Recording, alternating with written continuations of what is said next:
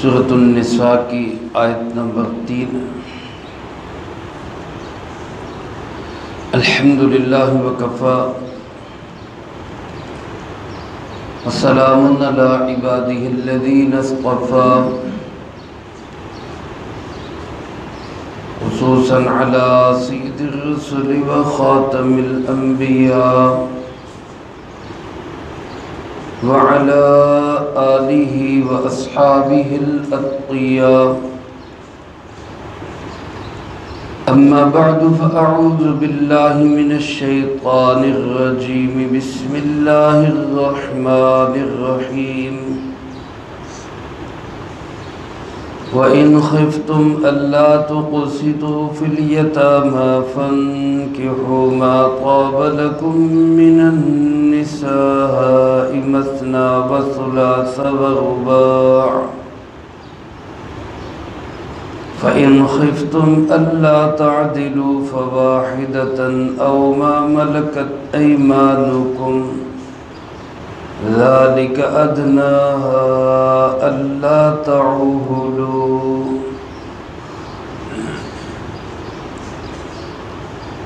وَإِنْ خِفْتُمْ، اور اگر تمہیں خدشہ ہو، أَلَّا تُقْسِطُوا فِي الْيَتَامَى، کہ تم انصاف نہیں کر سکو گے یتیم بچیوں کے بارے میں، فَانكِحُوا، تو نکاح کر لیا کرو، مَا طَابَ لَكُم مِّنَ النِّسَاء، ان پاکیزہ اور پسندیدہ عورتوں سے جو ان کے علاوہ ہوں، مثنیٰ وثلاث ورباع، دو دو سے، تین تین سے اور چار چار سے۔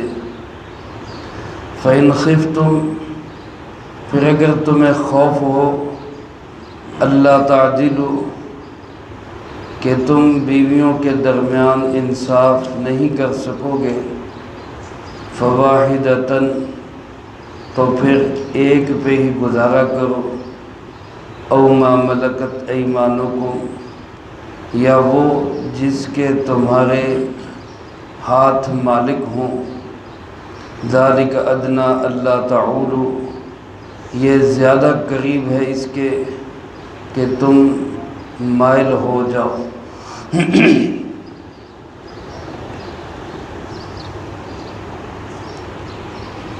جیسا کہ اس سے پہلی آیت مبارکہ میں اللہ رب العالمین نے یتیموں کا خیال رکھنے کا حکم ارشاد فرمایا، اور بالخصوص اس سلسلے میں ان کے مال کی حفاظت کا حکم دیا۔ اس آیت مبارکہ میں بھی اللہ رب العالمین نے یتیموں کے متعلق ہی ایک اور حکم ارشاد فرمایا ہے۔ اس حکم کا تعلق بالخصوص یتیم بچیوں کے ساتھ ہے۔ عرب کے معاشرے میں جہاں اور بہت سے ظلم ہوتے تھے، خواتین پہ ظلم ہوتے، یتیم بچوں پہ ظلم ہوتے، وہیں پہ ایک ظلم یہ بھی جاری تھا کہ یتیم بچیوں سے نکاح کر لیتے اور پھر ان کو بالکل بھی کوئی حق دینے کے لیے تیار نہ ہوتے۔ ہمارے بھی آج کل معاشرے میں اول تو والدین جب کسی سے بھی بچے کا بچی کا نکاح کرتے ہیں، بالخصوص بچوں کا، تو ایک لمبی چوڑی بھاری بھرکم جہیز کی لسٹ تھما دیتے ہیں۔ اگر وہ بچی وہ جہیز مطلوبہ سامان مہیا نہ کر سکے تو پھر ساری زندگی سسرال میں اس کو ظلم سہنے پڑتے ہیں۔ یہ ایک عجیب طرح کی رسم بد ہمارے معاشرے میں پھیل چکی ہے۔ اللہ ہم سب کی اس کو ختم کرنے کی تگ و دو کی توفیق ہم سب کو نصیب فرمائے۔ اسی طرح کوئی خاندان کے لوگ اگر کسی بچی کو احسان کر کے لے بھی آئے، یہ غریب بچی ہے، بھائی کی یتیم بچی ہے، بہن کی یتیم بچی ہے، یا کسی بچی پہ ترس کھا کے لے آئے، تو نیکی کا پھر بدلہ یہ چاہتے ہیں کہ پھر اس کو کوئی حق نہیں دیا جاتا، پھر اس کو ظلم کیے جاتے ہیں، تنگ کیا جاتا ہے، اس کو گزارا کرنے پہ مجبور کیا جاتا ہے۔ اسی طرح کی رسمیں، بری رسمیں اور ظلم کی عادتیں عرب کے معاشرے میں تھی۔ حضرت اما جان سیدہ عائشہ صدیقہ رضی اللہ تعالیٰ عنہ فرماتی ہیں، ایک شخص کسی یتیم بچی کا والی بنا، اس شخص کی ملکیت میں ایک باغ تھا جس باغ کی ملکیت میں اس بچی کی بھی شراکت تھی، یعنی وہ آدمی بھی اس باغ کا مالک تھا، اس یتیم بچی کی بھی اس باغ میں ملکیت تھی، خاندان میں کوئی وراثت کے طور پہ اس بچی کا بھی کچھ حصہ اسی باغ میں شامل تھا۔ اب اس شخص نے کیا کیا کہ اس نے اس بچی سے نکاح کر لیا کہ یتیم ہے، بے سہارا ہے، میں اس کا سہارا بن جاتا ہوں اور میں اس سے نکاح کر لیتا ہوں۔ مقصد پیچھے کیا تھا کہ نکاح کرنے کے بعد باغ کی جتنی ملکیت ہے وہ ساری میری ہو جائے گی۔ اب اس بچی کو کوئی حق مہر نہیں دیا گیا، الٹا یہ کہ اس باغ کو بھی خود اپنے قبضے میں کر لیا کہ اب یہ سارا میرا ہو گیا۔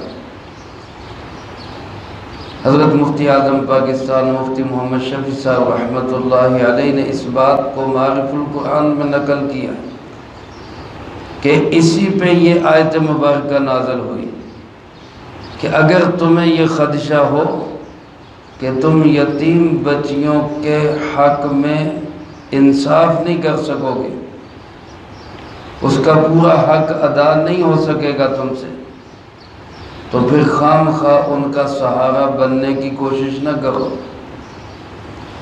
نیکی کے نام پر تم ان پہ ظلم کرنا شروع کر دو، ایسا نہ کرو، بلکہ ان کو چھوڑ کر اور نکاح کر لو، کسی اور سے نکاح کر لو۔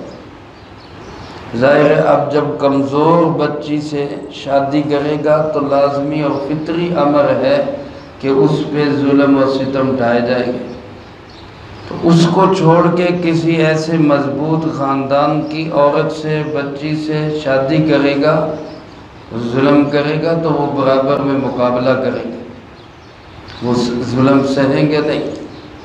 تو اس لیے اللہ پاک نے فرمایا ایسی صورتحال میں یہ نیکی نہ کرو کہ ہم یتیموں سے نکاح کر رہے ہیں اور ہم یتیموں کا سہارا بن رہے ہیں، یہ سہارا نہیں بن رہے، یہ الٹا تم ان پہ ظلم کر رہے۔ لہذا ایسی صورتحال میں یتیموں کو چھوڑ کر، یتیم بچیوں کو چھوڑ کر کسی اور سے نکاح کرو۔ آیت مبارکہ کے پہلے جملے کا مقصد صرف اتنا ہے۔ اس میں ایک چیز جو آئی وہ یہ کہ اللہ پاک نے فرمایا ان خفتم اللہ تقسطوا فی الیتامی، اگر تمہیں یہ خدشہ ہو، یہ خوف ہو، یہ خطرہ ہو کہ تم یتیم بچیوں کے بارے میں انصاف کی حدود کو قائم نہیں رکھ سکو گے، یہاں غور فرمائیں تو یتامہ اس سے مراد یتیم بچی ہے، اور میں گزشتہ درس میں عرض کر چکا ہوں کہ بچہ ہو یا بچی یتیم اس وقت تک کہلاتا ہے یا بچی اس وقت تک یتیم کہلاتی ہے جب تک وہ بالغ نہ ہو جائے، اور جب بالغ ہو جائے تو پھر وہ یتیم نہیں کہلاتے۔ یہاں قرآن کریم نے ان کو یتامہ کہا، معلوم ہوا کہ اس سے مراد نابالغ بچی ہے۔ اسی سے یہ نتیجہ نکلتا ہے کہ یتیم بچی کا والی اور وارث اور اس کی کفالت کرنے والا اگر نابالغ ہونے کی حالت میں بھی اس کا صحیح جگہ پہ نکاح کر دے تو اس کو اس کی اجازت ہے۔ چھوٹی بچیوں کا نکاح بھی ہو سکتا ہے، نابالغ بچیوں کی شادی بھی کی جا سکتی ہے اگر شرط یہ ہے کہ اس کا والی وارث صحیح جگہ اس کی شادی کرے، خام خواہ اس کو کہیں جو ہے وہ بڑی عمر کے ساتھ نتھی نہ کر دے، اس کو اپنے خاندان کے برابر خاندان کے بغیر کسی اور جگہ پھینک نہ دے، تو نابالغ بچی کی شادی بھی کی جا سکتی ہے۔ بہرحال یہاں آیت مبارکہ میں اللہ پاک نے یہ چیز واضح کی کہ تم لوگ اگر خود یتیم بچیوں کا حق ادا کرنے کی طاقت نہیں رکھتے اور تمہیں خدشہ ہے کہ بچی پہ ظلم ہو جائے گا، ہم انصاف کی حدود کو قائم نہیں رکھ سکیں گے، تو یتیم بچیوں سے شادی نہ کرو، بلکہ فنکحوا نکاح کرو ما طاب لکم من النساء، ان کے علاوہ جو خواتین تمہیں پسند ہو۔ طابہ کا ایک معنی مفسرین کرام رحمہم اللہ نے پسندیدہ کیا ہے، اور طابہ کا دوسرا معنی جو تمہارے لیے حلال ہو۔ علماء فرماتے ہیں دونوں معنی ٹھیک ہیں کہ جو خاتون طبعاً پسند ہو، شرعاً حلال ہو، اس سے نکاح کرو، طبیعت کو اچھی لگے اور شریعت میں وہ حلال ہو، اس عورت سے نکاح کرو۔ اور اسی کے ساتھ اللہ پاک نے فرمایا مثنیٰ، دو سے کر لو، وثلاث، تین سے کر لو، ورباع یا چار سے کر لو۔ یہ اجازت دی ہے ایک مرد کو کہ وہ ایک سے زیادہ شادیاں کر سکتا ہے۔ اس معاملے میں میرے عزیز دوستو یہ بات بھی سمجھنے کی ہے، یہ مسئلہ بھی بڑا آج کل ہمارے جو ملحدین لوگ ہیں، بے دین لوگ ہیں، اور مغرب کے لیے اسلام کو قابل قبول بنانا چاہتے ہیں، اور مغرب سے بڑے مرعوب ہوتے ہیں کہ کوئی ہمارے دین پہ اعتراض کرے تو ہم اس کے لیے راستہ نکالیں۔ وہ اس مسئلے میں بڑے جو ہے وہ شکار ہو جاتے ہیں کہ جی اسلام نے ایک سے زیادہ شادیوں کی مرد کو کیوں اجازت دے دی اور کیسے اجازت دے دی، بڑے اس پہ سوال و جواب اٹھتے ہیں۔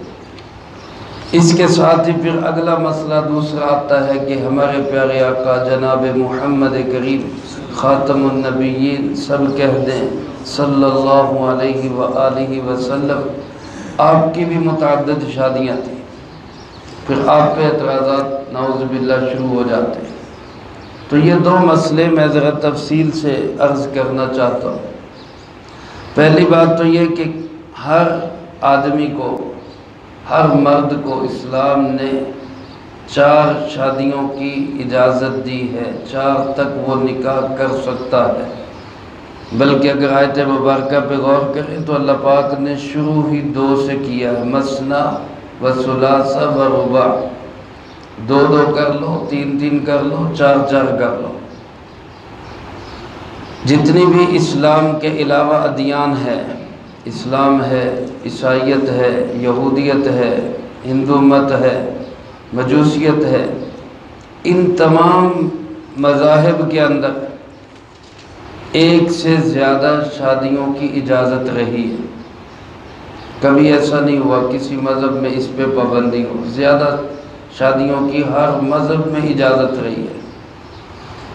اسلام پہ صرف اعتراض نہیں ہونا چاہیے، اگر اعتراض ہے تو پھر تمام مذاہب پہ اعتراض ہونا چاہیے، ایک بات۔ دوسری بات یہ کہ آج کل کے جتنے عیسائی اور دوسرے مؤرخ اور دانشور سمجھے جاتے ہیں، حالات کو جائزہ لینے کے بعد وہ بھی اس بات پر مجبور ہوئے ہیں کہ اسلام کا یہ حکم متعدد شادیوں والا یہ بالکل ٹھیک حکم ہے اور ہونا چاہیے، کیونکہ اس کے بھیانک اور خوفناک نتائج وہ اپنی آنکھوں سے دیکھ چکے ہیں۔ یورپ نے، مغرب نے جب اس پہ پابندی لگائی ایک سے زیادہ شادیاں نہیں ہونی چاہیے، تو آج وہاں کے حالات دیکھیں کہ بے حیائی اور زنا اور فاحش یہ اس کا ننگا ناچ وہاں پہ جاری ہے، اور ان کے معاشرے کے اندر یہ بات ثابت کرنا ہی مشکل ہو جاتا ہے کہ کون کس کا بیٹا ہے۔ اس لیے انہوں نے وہاں پہ اپنا سسٹم ہی عورت کے ساتھ چلا لیا کہ مرد کے یا بچے کے نام کے ساتھ ماں کا نام چلے گا، کیونکہ پتہ ہی نہیں ہے باپ کون ہے۔ یہ صورتحال بن چکی ہے۔ اللہ پاک ہم سب کی اس سے حفاظت فرمائے۔ تو اس لیے آج وہ ان بھیانک اور خوفناک نتائج کو دیکھ کر اس بات کو ماننے پہ مجبور ہے کہ ایک سے زیادہ شادیوں کی اجازت ہونی چاہیے، کہ ایک فطری عمل ہے۔ عورتوں کی تعداد مردوں کی بنسبت زیادہ ہے، ایک کے ساتھ ایک کو نتی کریں تو وہ باقی جو ہے وہ کہاں جائیں گے، ان کا جنسی جو خواہش ہے وہ کہاں پوری ہوگی؟ پھر لازمی بات ہے کہ وہ زنا اور بے حیائی کی طرف جائیں گے۔ اس لیے جتنا نکاح سادہ اور آسان ہوگا اتنی بے حیائی زنا کم ہوگا، اور جتنا نکاح مشکل اور پریشان کرنے والا ہوگا اتنا زنا اور بے حیائی عام ہوگی۔ اسلام نے اس لیے نکاح کو انتہائی سادہ رکھنے کی کوشش کی۔ دوسری بات یہ کہ اسلام نے 1 سے 4 تک نہیں لے کے گیا، اسلام کہ 1 چلتی ہو اور اس کو 4 تک لے گیا ہو، ایسا نہیں ہے، بلکہ اسلام سے پہلے کوئی حد ہی نہیں تھی شادیوں کی، یعنی کئی شادیاں لوگ کرتے تھے۔ بعض نے لکھا ہے کہ 27 شادیوں تک کی بھی لوگوں کی روایات موجود ہیں۔ 3 واقعات تو ایسے ہیں جو میں عرض کیے دیتا ہوں۔ ایک صحابی جن کا نام غیلان ہے، غیلان ان کا نام ہے رضی اللہ تعالیٰ، جب اسلام لائے تو ان کے نکاح میں اس وقت 10 بیویاں تھیں، یعنی اسلام سے پہلے آپ اندازہ کریں کوئی حد ہی نہیں تھی، جتنے ہو جاتے کر لیتے تھے۔ 10 بیویاں تھیں۔ جب یہ اسلام قبول کیا، سرکار دو عالم صلی اللہ علیہ وآلہ وسلم کو بتایا گیا کہ جی مسلمان تو ہو گئے لیکن ان کے نکاح میں 10 بیویاں ہیں، تو سرکار دو عالم صلی اللہ علیہ وآلہ وسلم نے قرآن پاک کی اسی آیت کی تشریح کرتے ہوئے فرمایا کہ 4 کو رکھو باقیوں کو چھوڑ دو۔ چنانچہ انہوں نے 4 کو رکھا اور باقیوں کو چھوڑ دیا۔ اسی طرح ایک اور صحابی رضی اللہ تعالیٰ عنہ، وہ خود اپنا واقعہ یہ بیان کرتے ہیں کہ میں جب مسلمان ہوا تو میرے نکاح میں 8 بیویاں تھیں۔ میں نے اسلام قبول کیا تو 8 بیویاں میرے نکاح میں تھیں۔ سرکار دو عالم صلی اللہ علیہ وآلہ وسلم نے فرمایا کہ ان 8 میں سے 4 کو رکھو اور باقی 4 کو چھوڑ دو۔ ایک اور صحابی ہے نوفل بن معاویہ رضی اللہ تعالیٰ، ان کے متعلق آتا ہے جب وہ مسلمان ہوئے تو ان کے نکاح میں 5 بیویاں تھیں۔ سرکار دو عالم صلی اللہ علیہ وآلہ وسلم نے فرمایا کہ ان میں سے کسی ایک کو چھوڑ دو۔ یہ تمام روایات معارف القرآن میں حضرت مفتی اعظم پاکستان رحمۃ اللہ علیہ نے نقل کی۔ تو میرے محترم دوستو، اس سے آپ اندازہ لگا سکتے ہیں کہ اسلام نے یہ نہیں کیا کہ 1 سے 4 تک لے کے گیا ہو، بلکہ اسلام نے یہ کیا کہ اوپر جو ایک اندھیر نگری تھی کہ کوئی حد ہی نہیں تھی، اسلام نے اس کو محدود کیا ہے کہ بس 4 تک رکھو، اس سے زیادہ نہ کرو، اس سے زیادہ کی اجازت نہیں ہے۔ اور پھر یہ ایک فطرتی چیز ہے، ضروری امر ہے، اس کے بغیر معاشرے کا نظام چل نہیں سکتا۔ البتہ اس سلسلے میں پابندی یہ لگائی گئی کہ عدل اور انصاف بہت ضروری ہے، جسمانی طور پر بھی، مالی اعتبار سے بھی، رہن سہن کے اعتبار سے بھی، خرچ اور نفقہ سکنا کے اعتبار سے بھی، لباس کے اعتبار سے بھی، ہر اعتبار سے بیویوں کے درمیان عدل اور انصاف بہت ضروری ہے۔ اسلام سے پہلے اس کا کوئی تصور نہیں تھا۔ ایک بندہ جتنی چاہتا وہ شادیاں کرتا، جیسی خواتین سے چاہتا شادیاں کرتا، پھر اس کے بعد کسی کو حق دیتا، کسی کو نہ دیتا، کسی کو ویسے ہی لٹکائے رکھتا، کسی کو جو ہے جہاں دل کا میلان ہوتا ادھر کو زیادہ خرچ شروع کر دیتا۔ اسلام نے ان ساری چیزوں کو پابند کیا، 2 کرو 3 کرو 4 کرو، 4 سے آگے کی اجازت نہیں، پہلے تو اس کو محدود کر دیا۔ پھر جن کے ساتھ نکاح کرنا ہے ان کے پورے حقوق کا خیال رکھنا ہے اور برابری کرنی ہے۔ چنانچہ آگے ساتھ ہی فرما دیا ان خفتم اللہ تعدلوا فواحدۃ، اگر تمہیں خدشہ ہو کہ تم انصاف نہیں کر سکو گے، ازواج کے درمیان احتیاط نہیں ہو سکے گی، تو پھر ایک ہی نکاح کرو، پھر ایک سے زیادہ نکاح نہ کرو۔